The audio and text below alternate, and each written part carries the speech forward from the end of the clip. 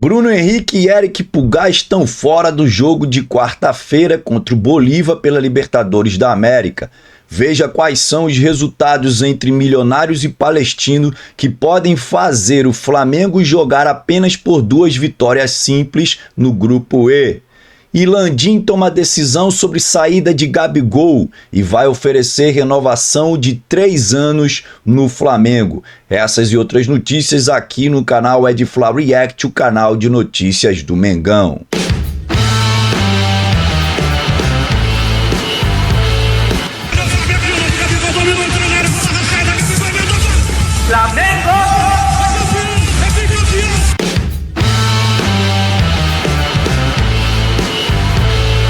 Salve, salve nação! Um abraço para você, torcedor do Mengão, você torcedora do Flamengo, você que não torce para o Flamengo, mas torce para outro clube do Brasil, do mundo, e até você que não torce para clube nenhum, mas que está aqui nos prestigiando, nos dando a sua audiência no canal Edfla React, o canal de notícia do Mengão. Rapaziada, antes de começar a passar as informações desse vídeo, eu gostaria de pedir a você que ainda não é inscrito no canal, que por favor se inscreva no canal, ative o sininho das notificações na opção todos e deixe aquele like maroto para fortalecer o nosso trabalho. Valeu, rapaziada! E o atacante Bruno Henrique e o volante Eric Pulgar estão fora da partida de quarta-feira contra o Bolívar, partida que vai ser realizada no Maracanã, 21h30 horário de Brasília, e vai ser transmitido pela ESPN e pelo stream Star+. A gente sabe que essa partida é muito importante para as pretensões do time rubro-negro. O Bruno Henrique e o Eric Pulgar se reapresentaram hoje no Ninho do Urubu, às 3 horas da tarde, e tiveram ali que passar por uma reavaliação clínica. Nessa reavaliação foi constatado que as lesões não melhoraram. Os atletas continuam sentindo dores no pé e no tornozelo e estão fora da partida de quarta-feira. Não há tempo para que os atletas sejam recuperados. Para essa partida, não. Talvez eles retornem na partida contra o Vasco. O menos mal é que o Bruno Henrique foi substituído pelo retorno do Cebolinha e o Cebolinha jogou muita bola no jogo contra o Corinthians, enquanto que para substituir o Eric Pulgar, provavelmente o Tite vai usar o Alan. Tem feito isso e o Alan também na partida contra o Corinthians apresentou um bom futebol. Então acredito que a ausência dos dois no jogo contra o Bolívar de repente não vai ser tão sentida assim. Seria ótimo se tivesse o Bruno Henrique à disposição no banco de reservas e o Eric Pulgar como titular, e aí o Alan iria para o banco de reservas, que a gente sabe que a qualidade na saída de bola do Eric Pulgar é melhor. Mas vamos com o time que a gente tem. Os atletas estão fora e a gente simplesmente não pode contar com eles. A boa notícia é o retorno do Arrascaeta e do Pedro. O Pedro, que sentiu dores no adutor da coxa direita, saiu e não retornou depois do intervalo da partida. O Tite substituiu o Pedro pelo Gabigol e, diga-se de passagem, o Gabigol não apresentou um bom futebol. Na minha humilde opinião, quem deveria entrar era o Carlinhos, mas o Tite optou pelo Gabigol. Provavelmente o Gabigol entraria na sequência contra o Bolívar se o Pedro não tivesse se recuperado. Mas me parece que está tudo bem, o Pedro treinou normal e está confirmado para a partida de quarta-feira. O mesmo aconteceu com o atleta Arrascaeta. Arrascaeta que vinha se recuperando de uma lesão. Arrascaeta chegou até ser relacionado e estava no banco de reserva no jogo contra o Corinthians, mas não entrou, não é? Contra os times paulistas ali, o Arrascaeta foi poupado no jogo contra o São Paulo aqui no Rio de Janeiro e também foi poupado no jogo contra o Corinthians. E os 2 jogos o Flamengo jogou bem e ganhou. Infelizmente a gente não está podendo contar com o Arrascaeta durante toda a temporada. O jogador, o atleta tem sofrido com lesões nesses últimos anos. Mas é claro que o Arrascaeta, sempre bom, ele vai jogar e vai ajudar o Flamengo. Costumo dizer aqui nos vídeos do nosso canal que o Flamengo tem uma dependência enorme do Arrascaeta. No último jogo, me parece que essa dependência diminuiu bastante pelos bons posicionamentos que o Tite colocou, enfim, do De La Cruz e da partidaça que o Lohan fez.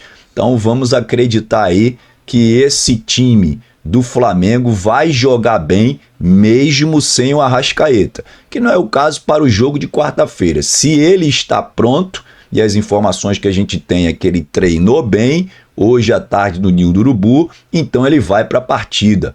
A programação do Flamengo é um novo treinamento amanhã às 3 horas da tarde e lá o Tite provavelmente vai determinar qual é o time que vai começar a partida na quarta-feira. Acredito que não vai ter nenhuma novidade no time.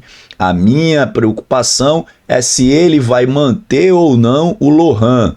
Acredito que ele não vai manter o Lohan justamente por conta do retorno do Arrascaeta. Então talvez o Lohan fique no banco para que o Arrascaeta comece a partida e de repente depois do intervalo ou depois dali no início do segundo tempo o Lohan entre, mas não acredito que vai ser no lugar do Gerson, acredito que vai ser no lugar do Arrascaeta mesmo, porque o Arrascaeta já estava há alguns jogos fora e o ritmo dele vai ser outro. Agora parem para pensar comigo, se ele substituir o Pedro pelo Gabigol e mantiver o Arrascaeta em campo, o Flamengo vai perder força contra o Bolívar no segundo tempo. Então eu peço ao Tite que, por favor, Tite, pense nas alterações que você vai fazer durante a partida. O Tite que não está pensando mais no Igor Jesus. Me parece que o garoto, com as duas atuações péssimas, não está no radar do Tite para começar o jogo e nem muito menos para ser substituído.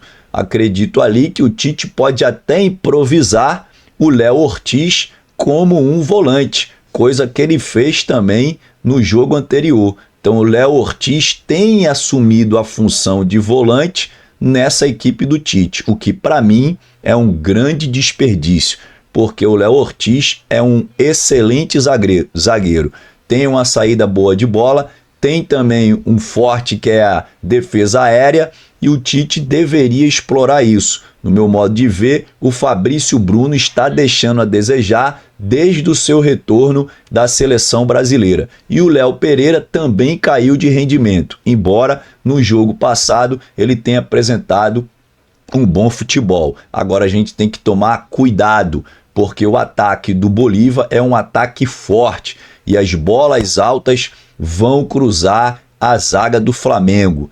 Então atenção para o Rossi, atenção para a dupla de zaga que vem falhando demais, tá certo?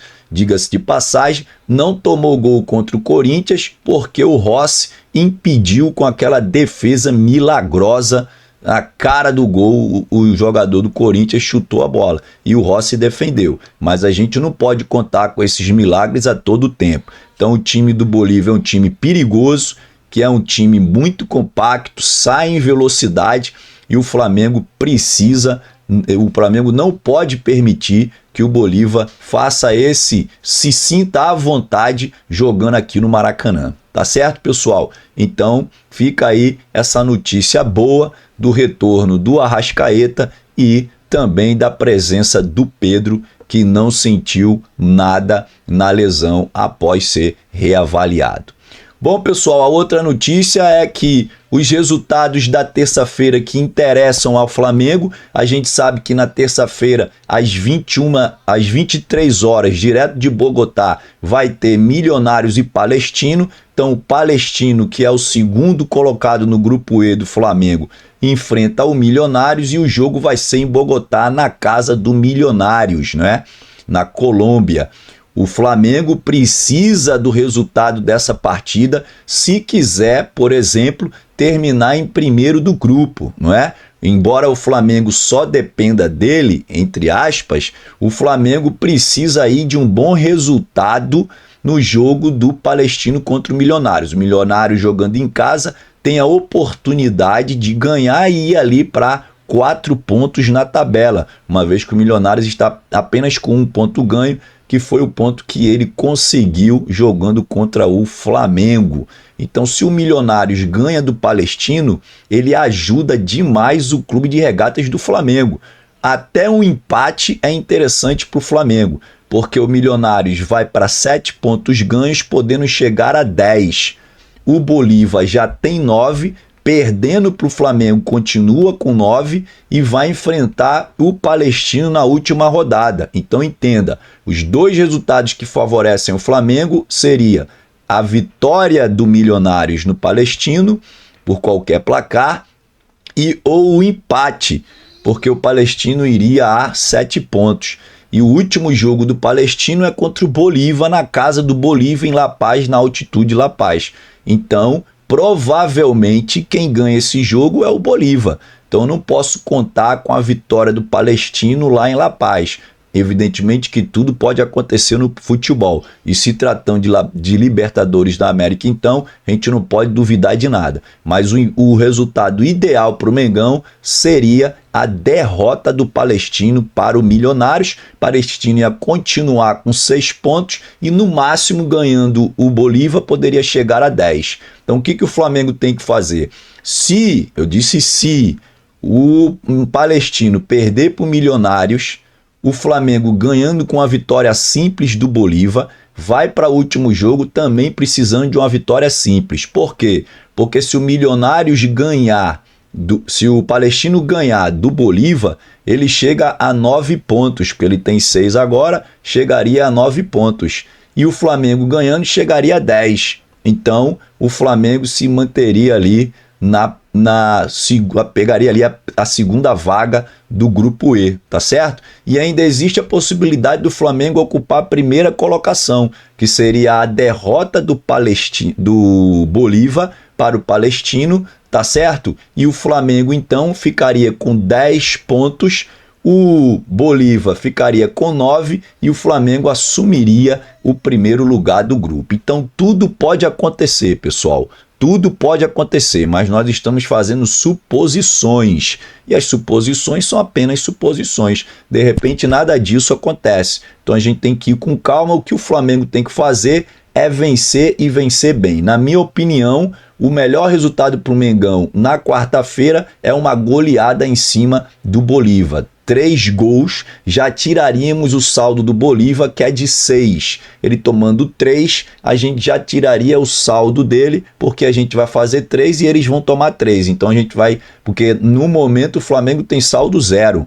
O Palestino tem saldo -3, que é o que beneficia o Flamengo, e o Bolívar tem saldo de 6 gols. Então, o melhor para o Flamengo é a vitória goleando o Bolívar. Estou muito confiante que a torcida vai comparecer, o Maracanã vai ficar uma loucura e o Bolívar não vai aguentar a pressão, porque o time do Flamengo tem que ser rápido, tem que ser ágil para ganhar essa partida.